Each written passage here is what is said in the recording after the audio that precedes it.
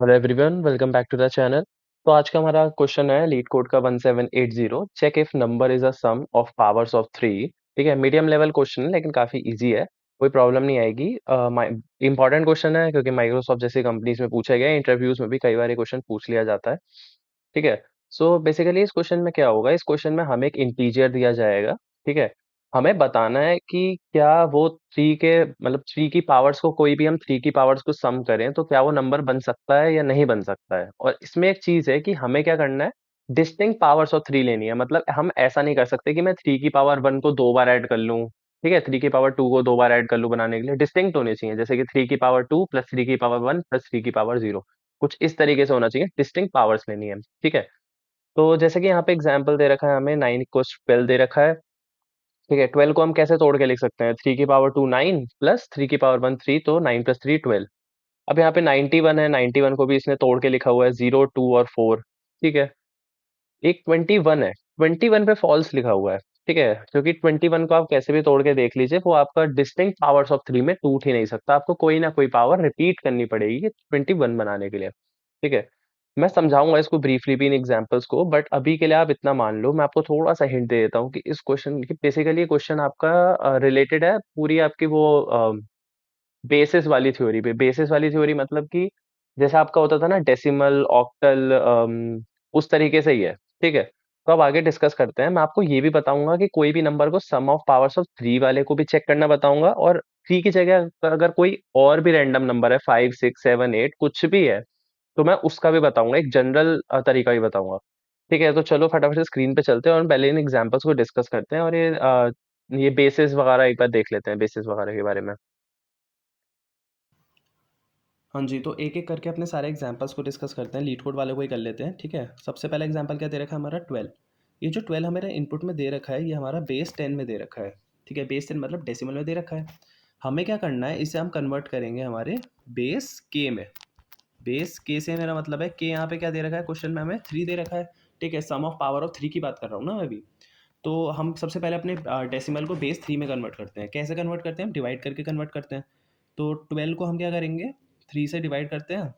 Quotient क्या आएगा हमारा, क्वोशंट आएगा 4, और रिमाइंडर क्या आएगा, रिमाइंडर को मैं रेड पेन से यहाँ स्लैश करके लिख देता हूँ, ठीक है? रिमाइंडर आएगा 0।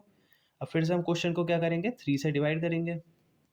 3 से डिवाइड करेंगे तो हमारा अब की बार क्वेश्चन क्या आएगा, 1, और रिमाइंडर क्या बचेगा, वो रिमाइंडर भी 1 बचेगा। ठीक है, अब आते हैं फिर से क्वेश्चन को उठाते हैं। क्वेश्चन है 1, 3 से डिवाइड करते हैं तो हमारा क्वेश्चन क्या आ जाएगा यहाँ पे, 0, और हमारा रिमाइंडर क्या आ जाएगा यहाँ पे, 1। क्या बना, ये बन गया हमारा 110 की पावर बेस 3। ठीक है, अब एक चीज, अब यहाँ है मेन काम, ठीक है? अब एक चीज़ गौर करो, यहाँ पे जो मैंने अपने बेस 3 में जो ये नंबर कन्वर्ट करा है, इसकी कोई भी डिजिट आपको 2 दिख रही है? नहीं, यहाँ 1 है, यहाँ 1 है, यहाँ 0 है, कोई भी 2 यहाँ पे नहीं है। ठीक है, तो हमारा फैक्ट यही है कि देखो, अगर यहाँ पे 2 आ जाता तो 2 का मतलब क्या होता है कि मैं कोई ऐसी पावर ऑफ 3 है जो मैं 2 बार यूज़ कर रहा हूँ अपने नंबर को बनाने के लिए। लेकिन यहाँ 1 है, इसका मतलब है मैं अपनी सारी पावर्स को एक-एक बार यूज़ कर रहा हूँ। अच्छा, क्या मतलब हुआ इसका, यहाँ पे आपको दिखा देता हूँ। ठीक है, ये देखो, पहले केस में क्या था, रिमाइंडर 0 था। रिमाइंडर 0 है मतलब मान लो मैं यहाँ पे 3 की पावर 0 को यूज़ नहीं कर रहा। ठीक है, बात खत्म। अगला क्या आया हमारा, रिमाइंडर आया 1। ठीक है, 3 की पावर 1 को मैं यूज़ कर रहा हूँ, चलो मान लेते हैं। ठीक है, अगला आया, फिर तीसरी नंबर पे आया हमारा एक और 1, तो यहाँ हो गया 3 की पावर 2, तो मैं इसको भी यूज़ कर रहा हूँ। ठीक है, कितनी कितनी बार यूज़ कर रहा हूँ खुद देखो, एक बार मैंने 3 की पावर 1 यूज़ करी, एक बार मैंने 3 की पावर 2 यूज़ करी, और मैं 3 की पावर 0 को एक भी बार यूज़ नहीं कर रहा, ऐसे मान लो। ठीक है, तो क्या आएगा, ये हो जाएगा आपका 3 प्लस 9 माने 12, बन गया हमारा। तो यहाँ से क्या रिटर्न होगा, ट्रू। तो मतलब आपको समझ में आया कि हम जब भी किसी भी नंबर को, बस हमें उस बेस में कन्वर्ट करना है, और उसके बेस में अगर कहीं पे भी 2 आ जाए कोई डिजिट, इसका मतलब कोई पावर को 2 बार यूज़ कर रहे हैं, वो हमारा फॉल्स रिटर्न करने वाला है। ठीक है, अब ये पहला एग्जाम्पल था, ये तो जल्दी, ये तो हमने कर लिया। ठीक है, अब फटाफट से दूसरा एग्जाम्पल डिस्कस करते हैं, फिर हमारा तीसरा जो फॉल्स वाला केस है उसको भी जल्दी से डिस्कस कर लेते हैं। ठीक है, तो अब 91 के लिए देखते हैं। ठीक है, 91, ठीक है, 91 लिख लेते हैं। 91 भाई हमारा बेस 10 है, बेस 3 में कन्वर्ट करेंगे, कर लेते हैं। 91 को हम क्या करते हैं, 3 से डिवाइड करते हैं, तो हमारा क्वेश्चन क्या आएगा, क्वेश्चन आएगा 30, और रिमाइंडर आएगा हमारा 1। ठीक है, अब फिर क्या है, अब हम 30 को करेंगे 3 से डिवाइड, 30 को 3 से डिवाइड करा तो आएगा हमारा क्वेश्चन क्या आएगा 10, और रिमाइंडर क्या आएगा हमारा 0। ठीक है, अब हमने 10 को 3 से डिवाइड करते हैं, 10 को करा 3 से डिवाइड तो क्वेश्चन क्या आएगा 3, और रिमाइंडर क्या आएगा, रिमाइंडर क्या आएगा 1। ठीक है, अब क्या है हमारा 3 है, अब 3 को करते हैं किससे 3 से डिवाइड, 3 को 3 से डिवाइड करा तो हमारा क्वेश्चन क्या आएगा 1, और हमारा रिमाइंडर क्या आएगा 0। ठीक है, तो अब बचा हमारा 1, अब 1 को भी हम 3 से डिवाइड करेंगे, पेन थोड़ा सा अलग हो गया ना। ठीक है, 1 को करेंगे 3 से डिवाइड तो हमारा क्वेश्चन क्या हो जाएगा, क्वेश्चन अब की बार हो जाएगा 0, और रिमाइंडर क्या हो जाएगा हमारा 1। यहीं तक काम करना था हमें कि अपना क्वेश्चन को 0 करना था। अब देखो क्या नंबर बना, ऊपर जाते हैं, क्या बना 1 0 1 0 1, यही बन रहा है 1 0 1 0 1। हाँ ठीक है, ये क्या हमारा बेस 3 है। अब आप खुद देखो इसकी कोई भी डिजिट, इसकी कोई भी डिजिट यहाँ पे 2 नहीं है। ठीक है, अब मैं दिखाता हूँ, आप खुद देखो सीक्वेंस बन कैसे रहा है। ठीक है, ये हिस्सा हटा देते हैं फटाफट से। ठीक है, ठीक है, सबसे ऊपर क्या था हमारा, हम नीचे से ऊपर गए थे ना, सबसे ऊपर हमारा हमारा पड़ा था 1, तो यहाँ पे क्या लूँगा मैं, फिर से आ गया यार ये, इसको हटाते हैं।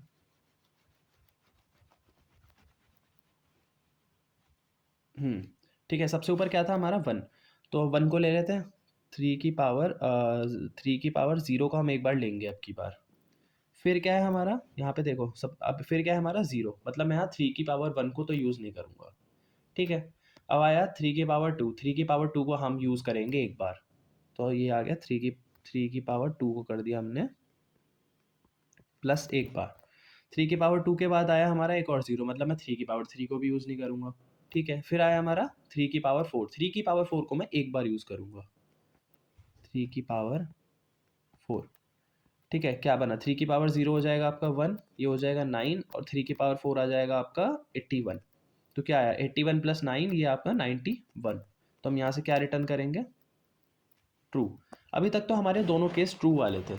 अब हम बात करते हैं अपने फॉल्स वाले केस की। ठीक है, फॉल्स वाला केस हमारा क्या है 21 है। ठीक है, तो 21 को लिख लेते हैं, 21 की बेस 10। ठीक है, 21 को कन्वर्ट करके दिखाता हूँ, 21 को हमने करा 3 से डिवाइड, तो क्या आएगा हमारा क्वेश्चन आएगा 7, और रिमाइंडर आएगा हमारा 0। ठीक है, अब हम क्या करते हैं, अपने 7 को 3 से डिवाइड करते हैं, 7 को 3 से डिवाइड करा तो हमारा क्वेश्चन क्या आएगा 2, और हमारा रिमाइंडर क्या आएगा 1।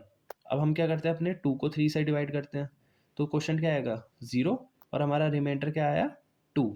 ठीक है, जाते हैं ऊपर, क्या बना 2 1 0 बेस 3।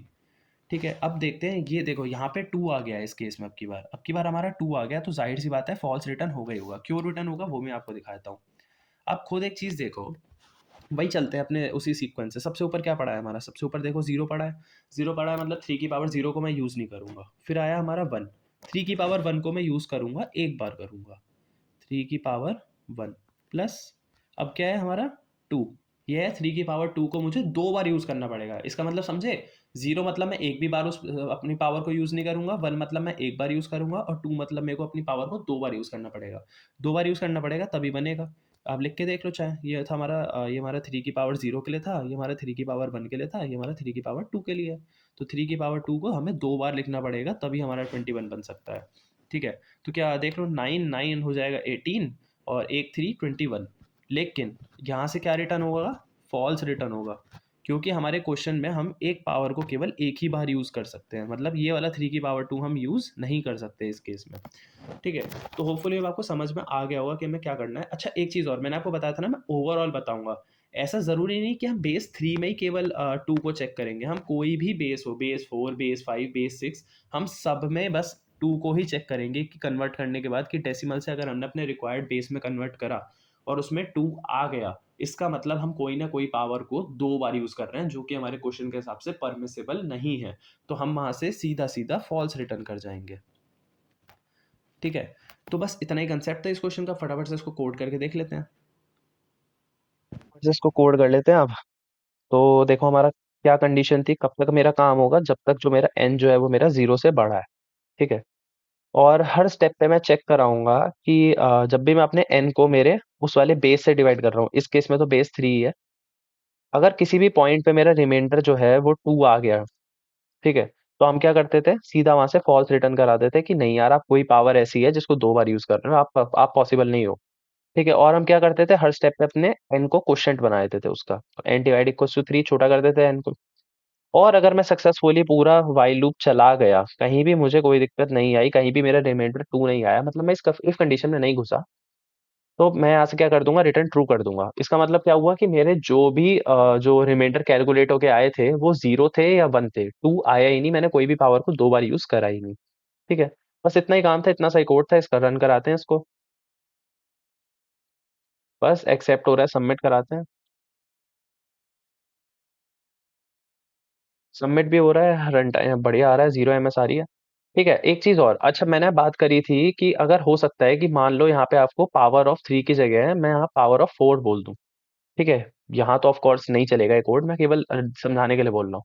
पावर ऑफ 4 में आपको कुछ नहीं करना, ये जो n डिवाइड बाई 3 है इसको 4 कर दो, यहाँ 2 ही रहेगा। आप एक नंबर को, मतलब एक पावर को एक ही बार यूज कर सकते हो। ठीक है, तो बस यहाँ पे n डिवाइड इक्वल टू 4 कर दो, बस ये आपका चेक पावर्स ऑफ 4 का कोड हो गया। 5 है तो n divide by n percent ये मॉड्यूलो बाई 5 कर दो, बस यही काम था हमारा। ठीक है, तो अगर आपको समझ में आया हो, अच्छा लगा हो, तो please do like and share. Thank you.